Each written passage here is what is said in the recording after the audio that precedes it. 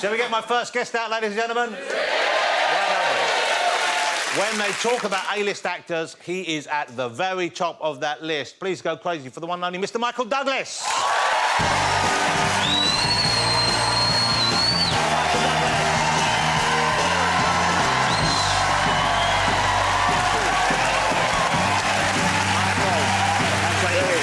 Thank you. You're very kind. You're very kind. Thank you.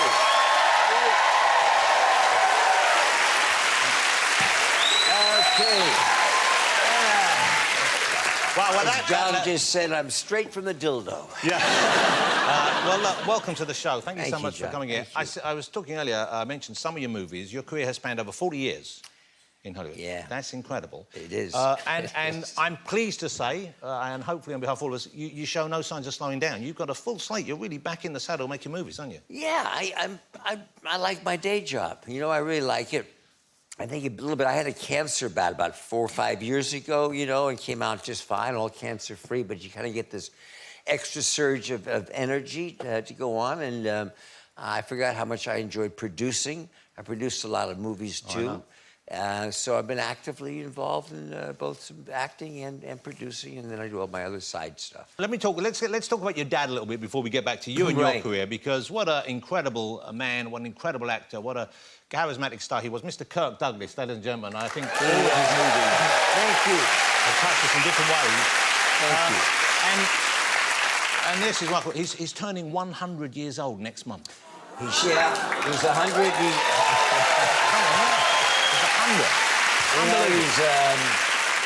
He's 100 on December 9th, and I'm in charge of planning the party. Wow. You know, so, which has turned out to be a major function. Let's talk about the film Traffic. Incredible film. First time you acted on screen, I believe, with your wife, with the beautiful Catherine Zeta-Jones. It was. And Catherine was pregnant with our daughter at the time. Although we were in like separate stories, but it was a treat. Steven Soderbergh, who I later worked with on Liberace, and yeah, really good movie. Stands up. Incredible film. One curious place, I guess, and I read up that in your youth you smoked the occasional weed cigarette. In my youth. Yeah. Still a young guy. Well, it's keeping you young. Yeah. And that's kind of more or less decriminalised in America now. In some states it's legal, in other areas it's looked at more lightly. But other drugs, you know, obviously have harsher effects. And I know your son had problems with drugs, and you supported him and you were there for him. So where do you stand on that issue? Do you think, is it something where you say, OK, drugs should be legal? Do you think that the system in place is satisfactory right now? Well, there's a lot of things in that question. You know, for the audience, yeah, my son was a heroin addict and ended up doing 7.5 years in federal prison for being a dealer to support his habit. Has just recently gotten out. He's well, I might add, but it's certainly gone through all of us the pain and anxiety of this. And it doesn't seem to be working in terms of our penal system of throwing in nonviolent, emphasize that, nonviolent drug offenders with serious violent prisoners is just not working. Well, it's obviously a bigger topic than we can really go into here, but it's good to hear you answer, because obviously you have first-hand experience and you've spoken about it in the past, I know. Let me ask you about the relationship with Catherine a little bit. The age difference became a big thing when you first got together. It was the topic everyone would talk about. Was it 25 years? 25 years. OK. So how is that? You keeping up with her, or her trying to keep up with you? How does that work out? Let's see, 18 years later, good, you know. I mean, she's wonderful. You know, 2 beautiful children with her. We don't, you know, but we joke once in a while, you know, we say, oh, honey, I can't wait, you know, when you get older and you're going to be in the wheelchair and I'm going to be wheeling you around and you're going to be saying, where are we going? Where are we going? And I'll whisper to you, Cartier, darling, Cartier. There you go.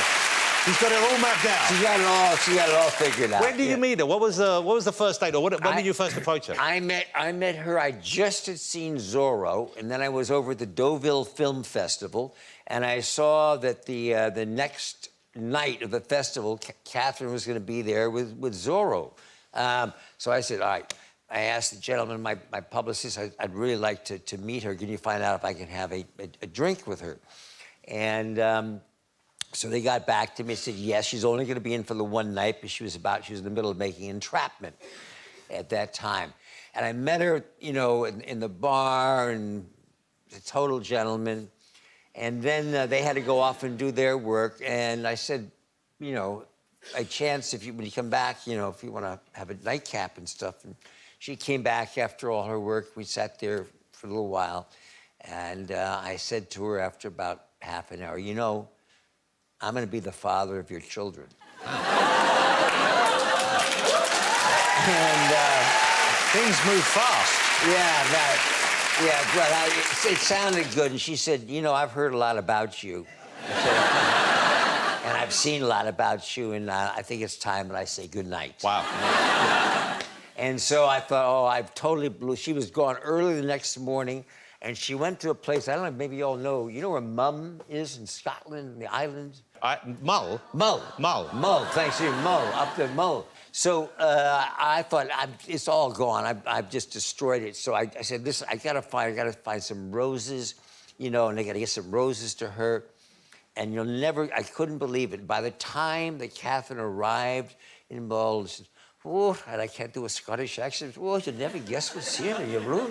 You really can't do a Scottish accent. And they got her some flowers and an apology. And anyway, so yes, it worked out. So that worked out. Well, that's so lovely to hear. 18 years. Congratulations. Thank you. OK, let's talk about Romancing the Stone. It's just the most perfect screenplay, the most perfect sort of on-screen chemistry between you and Kathleen. Fun to make, was it, or was it grueling? Because it was tough. I mean, it's tough. Those were one of the first pictures where I was both the producer and the actor. So we had a tough shooting schedules, tough locations, but the joy of making it look effortless was so much fun, and kind of combining the romantic action with comedy was really a joy. I called on my old friend Danny DeVito, but I could not have made this movie without Kathleen Turner. I can't think of any actress who went through what she had to go through on this picture. But a huge success for both. Huge success. Very much the mudslide became infamous, and the muff dive in particular. Well, we are going to relive that very scene right now. I couldn't set it better up myself, but here you go. It's mudslide followed by muff dive. There you go. That's a joyful moment. Still works. That's another classic movie, Wall Street. And they, you know, really had so much impact. I mean, really did. And the Gecko character became the byword for that kind of greedy corporate figure who clearly is not meant to be the sympathetic character in the film. Right. But such was the time. I think he became something of a hero for people. It's the craziest thing to this day. I mean, if I get one more drunken Wall Street or, hey, man, you're the man, you know, hey, you're the guy. And I said, I went to jail. I was a villain. Nah. You must have. Did you get greed is good shouted at you? Up there. You know what? Greed all the time. It's like, yeah, man, greed is good. Yeah. I hope next time you step back, you're missing the point. Right. Let's talk about Wonder Boys. One of my favourites of your films. I mean, just a wonderful, wonderful movie. I know you're fond of it. Why do you think that didn't click with the crowd? Just, you know, just a little too quirky. Because the rumour I heard was people didn't know what it was, and the poster didn't give much away. There was this poster for it, and someone said to me they weren't sure what the film was about. Is it a remake of Mrs. Doubtfire? Which I can kind of see. Yeah. Well, it was a literary piece. But just a wonderful film. Thank you. Yeah, it was. Bob Dylan won the Oscar for. He won the Oscar for song. I think Things Are Strange. Where did you meet Dylan for the first time?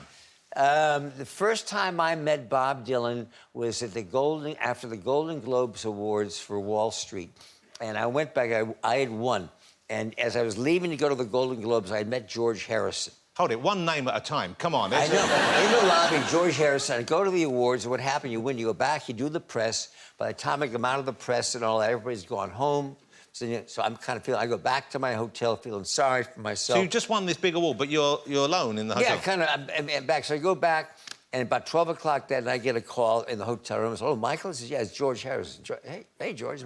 Hey, me and my mate are out here. We just know we come on by. I said, yeah, sure, George. Fantastic. 2 minutes later, knock on the door. George Harrison walks in with Bob Dylan. Oh, wow. Bob Dylan, and the biggest dog I'd ever seen in my life. I mean, bigger than a great, a mastiff. And they came in. I told them the awards. So I ordered some caviar, champagne. I'm talking with George. Bob's not saying much.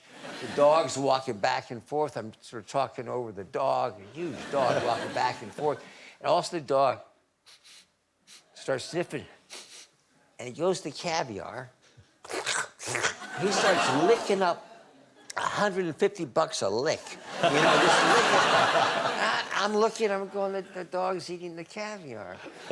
And Bob, I'm waiting for Bob. It's Bob's dog, Bob's just looking. Bob's not saying nothing. Bob's looking.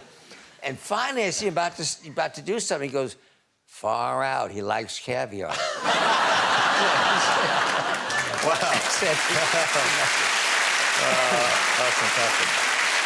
I'm just going to ask you one more question before we go into the next part of the show. You mentioned Behind the Candelabra, where you played Liberace. What an incredible film. Yeah. Incredible performance, Liberace. I hope you've seen that film. And in particular, you've had a lot of sex scenes in movies over the years. Right. With many leading ladies. This, I think, was your first leading man. It was. You and Matt Damon together. Yes. Now, you're both straight men, as far as I know. Right. Was that any different? Was that any different than doing it with a woman who you're not in a relationship with as an actor, or? Not really. I mean, really. He's a good-looking boy. He's a good-looking boy. People always think, that sex scenes in films are hot, and I mean, it really is very, as you know, Jonathan. I know so well. I know. But they're choreographed, and it's very mapped out as to what you're going to do. So, in our infamous buggering scene. Submitted for your consideration. We knew it was there. Oh, yeah. It was coming and all of that. So we joked a little bit with each other about what flavored chapstick, he wanted today, this or that. And I mean, I just have to take my hat off to him. It was so great. And so we did it, and Steven Soderbergh, who is also the cameraman, the operator, had this shot and doing poppers, this, they were doing all that. And they cut and put the camera down, and he said, I have no notes. Okay, hey, lovely to have you here. Thank you so much for being here. You're going to be here for the rest of the show. It's Michael Douglas. Thank you. Michael, thank you. Thanks, John. Thank you.